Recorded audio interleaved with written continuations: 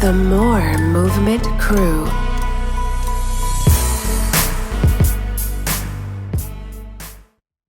Welcome to the More Movement Crew podcast. I'm your host, Kenita Porter, and we're back again, and this is episode 5. I'm so excited today. We've got another special guest. Last week, you guys heard from Michael Springer, who came and who talked about his passion for working with young people. And so today we have Miss Brittany here, who is going to share her story with you guys and a little bit about herself. So I'm really excited. Yay! To have Brittany on my podcast. Really quick background about how I met Brittany is I was doing my book signing and a friend of ours, a mutual friend of ours, was like, hey, you should get Brittany to style you. And I was like, oh my gosh, I would love if somebody styled me. And then she said, yeah. And she did it out of like the kindness of her heart, which I loved. Like, you just came out, she was pregnant. Yep. It came out in the cold. It like helped me style me. Yeah. So I appreciate that. I really am grateful for that. So that's how we met. And so this show is going to highlight some of the awesome things she's got going on. And we're definitely going to give her an opportunity to plug all that she's got going on at the end of this episode. Cool. But first, I want to invite you to subscribe. We want to get our subscribers up. So we definitely want you to hit that red subscribe button at the bottom of the video and make sure that you're updated on all the latest episodes. So before we get started, I want to play a game. And the game is called 5 Questions. Okay. All right. You ready? So the first question, and this is just a game just so the audience can get to know you. They can get to know the things you like, the things that interest you, what inspires you. Okay? All right. So question number 1. What is the most interesting place that you've traveled to? Well, I wish I could travel more. So I haven't been to an extravagant place that I can just think of, like Paris or somewhere across the country. The most interesting place that I can think of most recently, and it's been about 6 years or so, I'd say, I went to DC for the first time.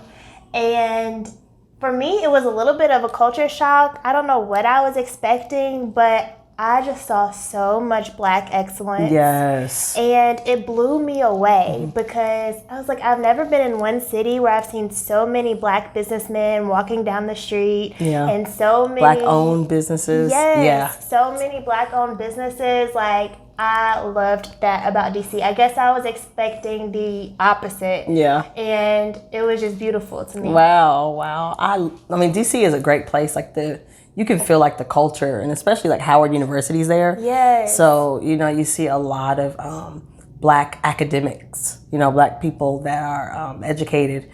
So it's a great place to be. I definitely agree. It's probably one of the most interesting places. Because like, what was your expectation? Like, what did you think? I just thought of the White House. So I was expecting to see a bunch of old white political people. Politicians and people that work for like the government. Yes. Yeah. So I loved it. That's awesome. I'm ready to go back again. Cool. Yeah. It is a really, really great place. All right, second question. What gets you out of bed every day? Really, it is hope.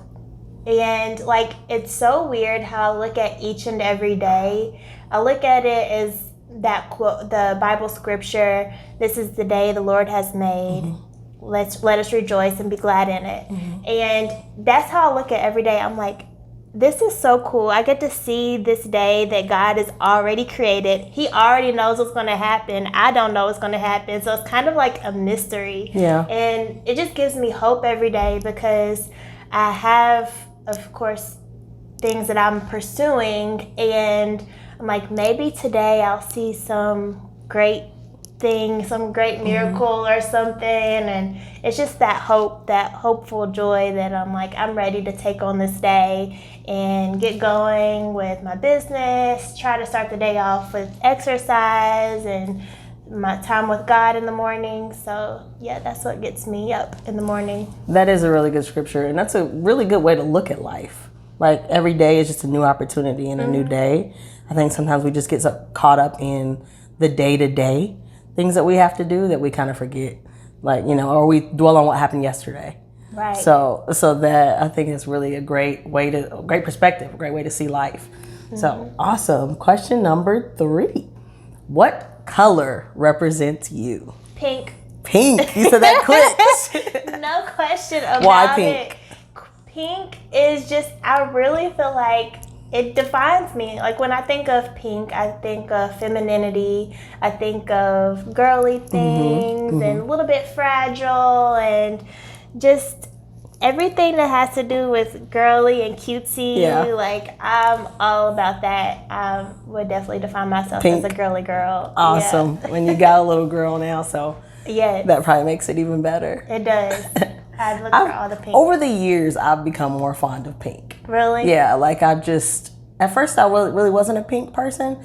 And then over the years, it's like I've started to like kind of connect with pink more. If that makes sense. So pink is a great color. And there's so many shades. Yeah, right. That's true. There's so many So many shades. shades. And I mean, like, it's pink is is my favorite color, but then, like, I don't even hardly wear pink. I'm, like, usually black, white, or some kind of muted color, gray or something. But, like, just looking at the color pink. Yeah. I And like it goes, you can put it with other colors. It makes it really good. Really cute. It pops. Yep. So pink. I could see that. I could see that with you. Yes. All right, next question. What do you believe? Oh, actually, no. I'm skipping. Sorry. Next question. Name 3 songs in your playlist, or you can do 3 artists. 3 songs. I'm usually that person that just listens to the same music over and over, but I will say right now, one of my songs, or it's actually an album I downloaded a little over a month ago when I had my baby, is White Noise. Really? Yeah, like oceans Oh, and really? waterfalls. Every night when I put her to bed, Yeah. I turn that on and she puts herself to sleep. Wow. She doesn't have to be asleep when she lays down. So it's that White Noise.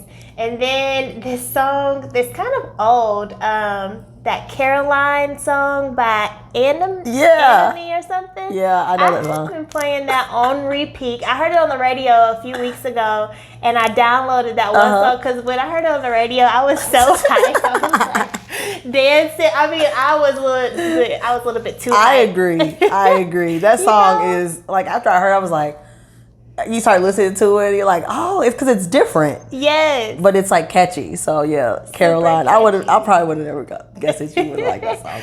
Yes, I love it right now, and I'll probably keep playing it every day because it just gets me hyped. And then a third song that is definitely one of my go-to is "Intentional" by Travis Green.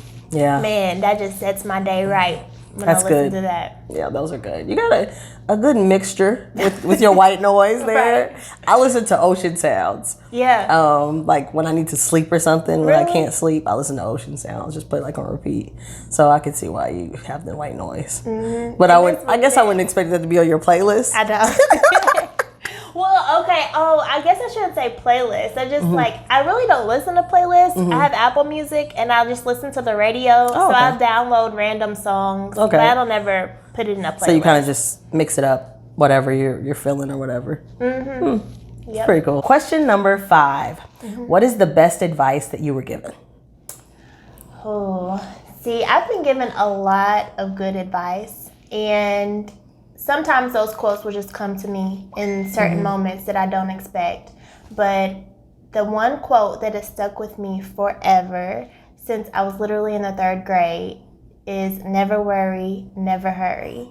And that just comes back to me because I do the exact opposite. Like, I'm always worried. I'm always in a hurry. So when I think about that quote, it just really helps slow me down and brings me back to the moment, and I get going again. So it's like your mantra. Yeah, I guess Your mantra. In your head, you're just like, never.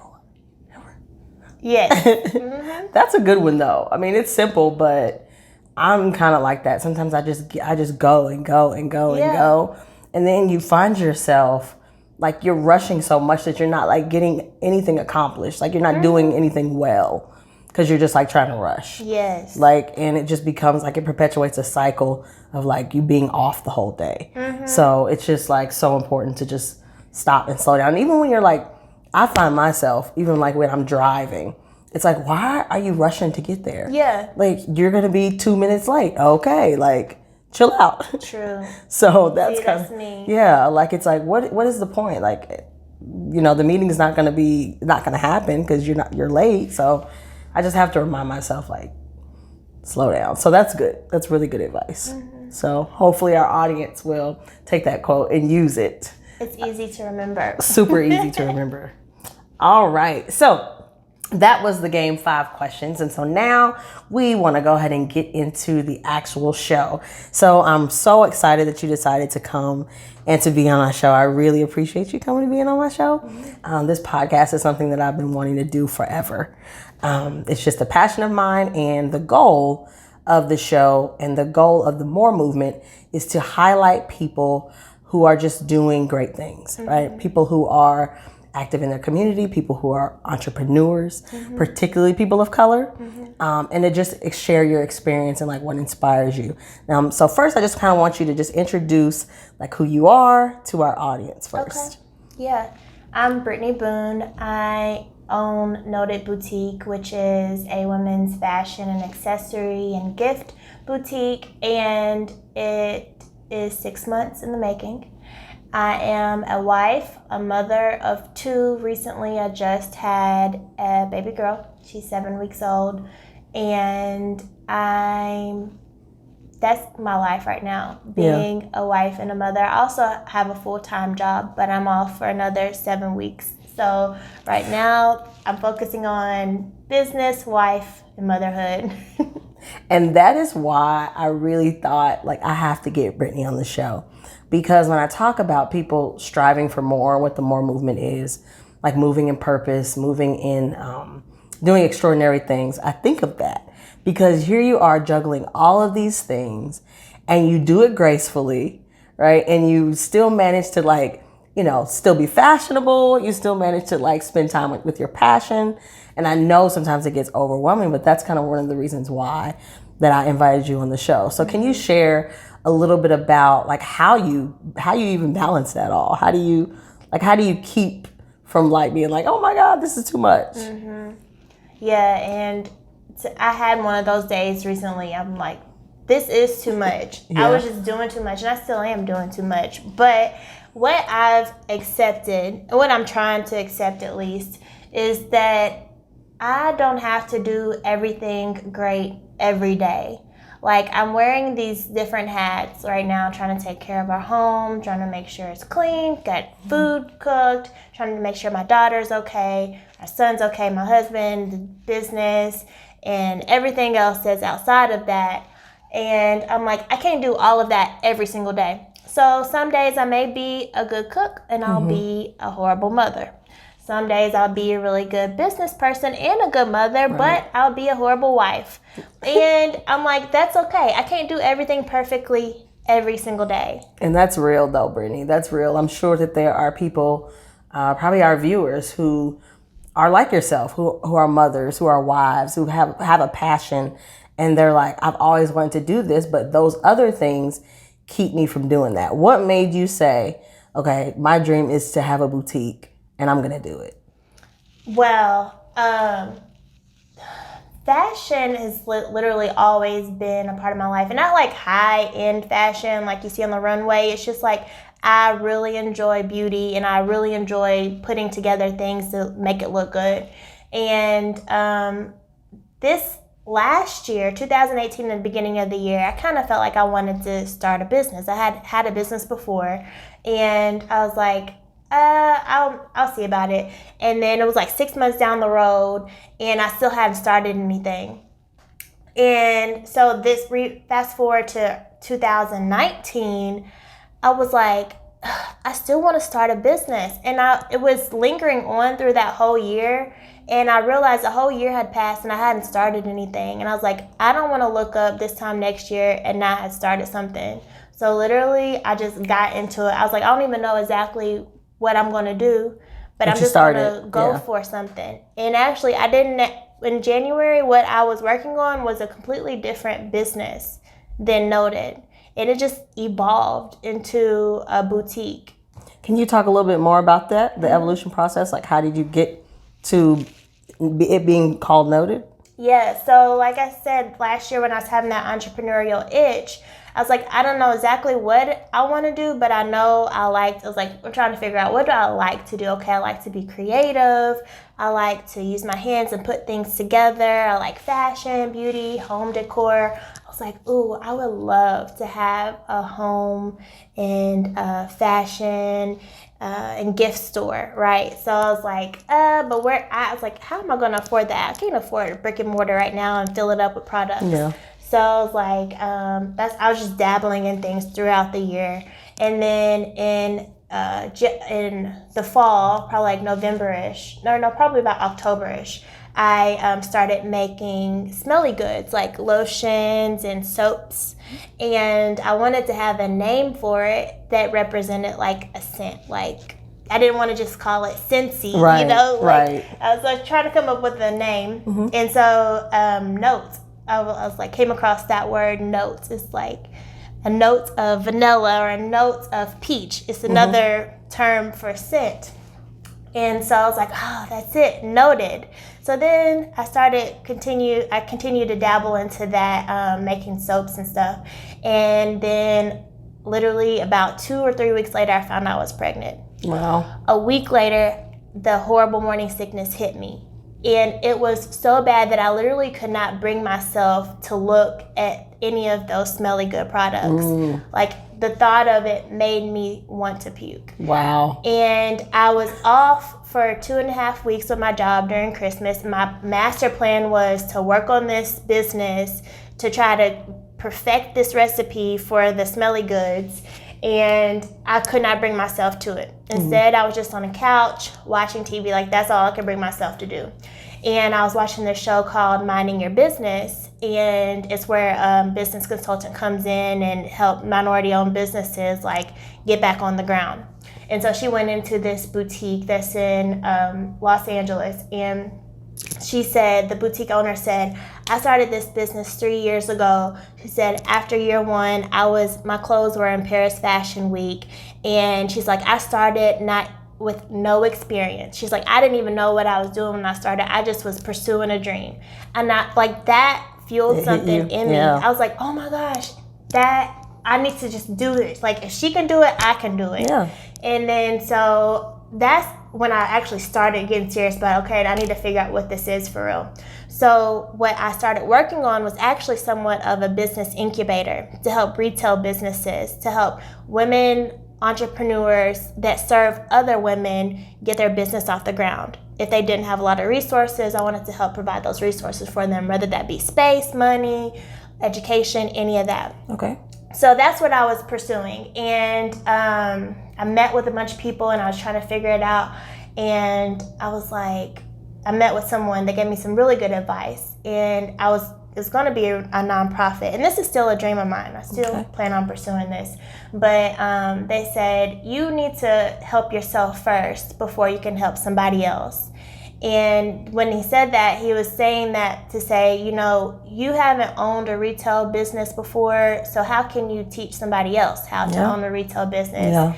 And he's like, with a nonprofit, you got to have money in the beginning to get it off the ground. Or try to get grants. And I was like, you know what? That's true. So at that same time, I was kind of simultaneously going to start a boutique. I was like, I'm just going to do this together, like do the incubator and do a clothing boutique at the same time and grow it together. But I really was not worried about the Noted side of it.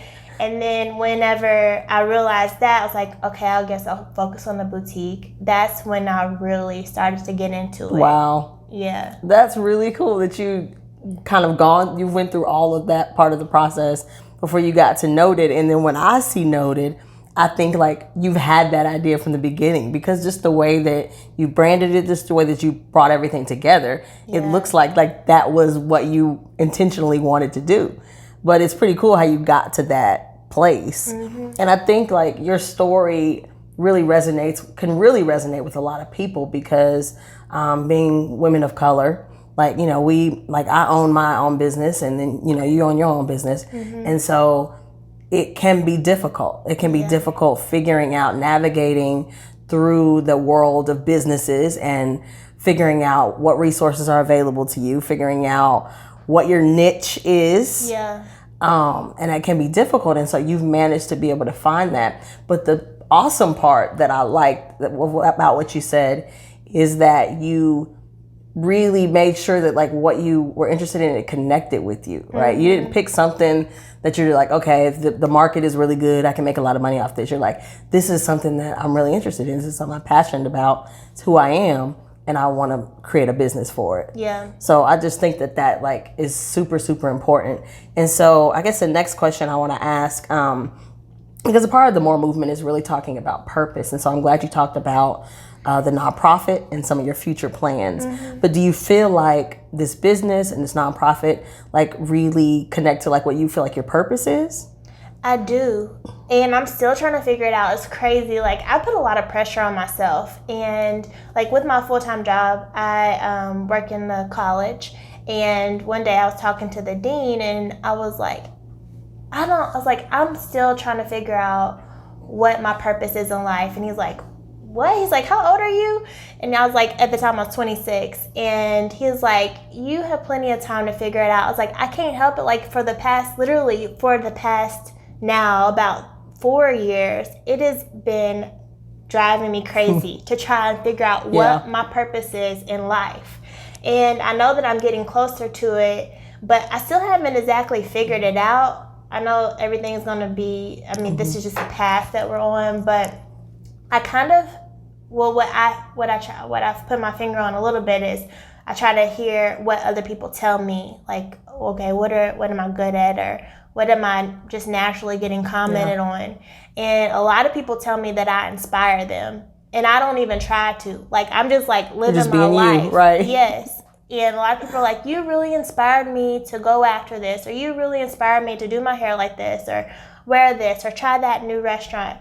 And I'm like, oh, I didn't even know. Like, I wasn't even trying. So I guess that may be a part of it. I feel like that is kind of how purpose works, though. I feel like you a lot of times operate in your purpose and you don't even realize it. Like, you don't even realize your impact. And then when you do, when somebody points it out, you're like, oh, like, that's my gift. Like, that's what I'm good at. Like, when you worked with me, you would, the way that like you would suggest, like, do you like this? And then I'm like, well, I don't really like that. And then you're like, okay, do you like this? How about you put this with this? And you kind of like guided me through the process, but you didn't say like, you need to wear this, or you should do this, or, and not a lot of people aren't gifted in that area where they're able to kind of put things together, and you're able to work with people who have a small budget, people who have a bigger budget. And so like those giftings, and I think just the way that you put looks together is a gift in itself. I think it comes off really well. Yeah. So I think that like you definitely are operating in your purpose and figuring it out. I mean, I'm the same way. Yeah. I feel like haven't completely identified what my purpose is, but I feel like between the podcast and the book, I'm getting there. Yeah. Right? It's like we're creating like a platform for ourselves in some way. So, and I just think that it's really, really powerful, just with us as women of color, to be able to show other young women of color that you can do it, right? You can do it, and you don't need thousands of dollars. You don't need somebody backing you. Right. You just need a passion and an idea. Right. You need to pray about it and ask God to give you wisdom on how to do it. Yeah. But I just feel like that. So how do you feel about just the impact that you want to leave? Man, like when I think about my future, when I envision my future, like I envision something big. And I do really want to leave a legacy, and not just for everybody else. Yes, for everybody else, but I really particularly think about like my daughter, and I'm like, I really want to leave something for her and something for my son, that they can continue and grow and actually have something for them for the next generation. And so, yeah, I really do have really big hopes for the future. Yeah, that's great. That's why you're one of the perfect examples of the guests that I wanted on my show, because I think that it's just so important for more entrepreneurs of color to showcase their style. And like, I really feel like the fashion industry needs that. Like, I grew up, quick story, because the episode's not about me, it's about Brittany. So, quick story, I grew up when I was younger, my mom used to do a little bit of modeling, and we lived in Germany. And so she would take me to these fashion shows, and she would walk, and I would just be backstage. And so that was my exposure to fashion. And I just thought it was the best thing ever. I just thought it was an awesome world of just like clothes and makeup and shoes. Yeah. And I'm like 5, so I'm just in there. And that really just like opened my eyes to just even at a young age seeing African American designers, because it was fashion shows, but it was like small, like local designers. It wasn't, like it wasn't Gucci. I was behind backstage. I went backstage at a Gucci fashion show. But it allowed me to like see people of color like designing and creating looks. And my mom was like, she was super thin, so she could wear anything. And so like as a little girl, I was just like, oh, I used to play dress up. So like I love the idea of fashion. I love like how it creates like this individuality for each person. And so I just love like the work that you're doing. Thank you. I think it's dope. So I do too. And I struggle with it because I'm like, of course, I'm a Christian, and I just always pray. I'm like, I pray that none of this is in vain. Like, my love for fashion and beauty and these materialistic things, like, I don't want that to be in vain. But it's weird. I just started a podcast devotional. Oh, okay. About 5 days ago, and it's called Beauty on Purpose. Wow. And she talks about how she's a stylist, and she does hair and makeup and styling fashion and all that. And she started off saying, like, God loves beauty, and he gave us a gift to want to portray beauty to the world just like he does. I mean, like, he puts beauty in, like, the scripture talks about wildflowers. Like, you look at that, they don't even try. They're just beautiful when you look at it. And so she's like, it's okay. You don't have to feel bad for loving beauty and loving fashion and those things that are here. So I'm like, that actually really helped me. That's good. I mean, it definitely puts it into a perspective. I never even thought about that being put that way. But he really does. He really does. And even think about in the Bible where there's stories of how women like adorn themselves with jewelry or garments, certain clothes, to just kind of present themselves for a special occasion. And so I think that is a gift. And like you said, though, as long as it's not this idol, it's not something that you put above everything. Or I think, and this would really like lead us into a really good segue, but just with beauty standards, like the perception of beauty. We live in a world where we live in an Instagram, social media world, and like, how do you feel about that in terms of like some of the fashion that you're working to create? Well, as far as my business, like, I love Instagram for the business side of it, because it's a good marketing tool. But then on the personal side of it, I have always had a love-hate relationship with social media. Like, in the past, I've had to take multiple breaks from social media because I found myself just looking what they have, and I'm just like, I had to realize, okay, that people only show us what they want us to see. And so true. I have to keep that in mind. Like, even right before I started this business, I had just went on like a 3-month break from social media, and I haven't been on one since I started this business, because I'm like, you got to be on social media. Yeah, mine too.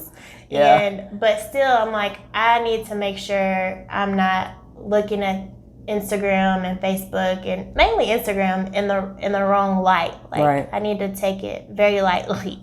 And even like with stuff that I post, I try to make sure that I'm very upfront, and I get vulnerable sometimes on Instagram, because I'm like, I don't want, and Facebook too, like, I don't want people to think that like this is just a perfect life that I'm living, because a lot of people do. Like, I hear that a lot. They're like, you got it all together. I'm like, no, the heck I don't have it all together. I wish I did. Nobody does.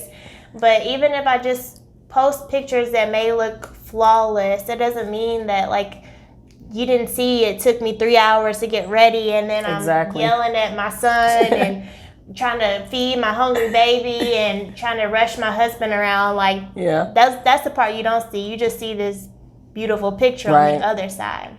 So, I mean, I think that's great that you have that transparency. I think that's important. Mm-hmm. Just especially in the industry that you're working towards, the industry of fashion. There's a body conscious, generation. And so now we're moving towards full figured, people embracing their curves now, which is great. Yes. I'm so glad that how does that play kind of a role in your company? What are you thinking in terms of like body types, and how do you kind of work to be able to like customize to your individual client or unique shapes or things like that? Because she styled me a couple of times.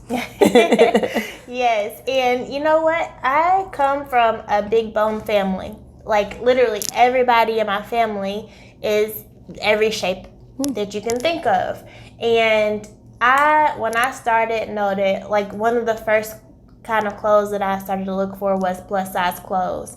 And actually, I had a shock, because I thought, like, I could just go in and find some pieces and I could find it from small to 3X. No.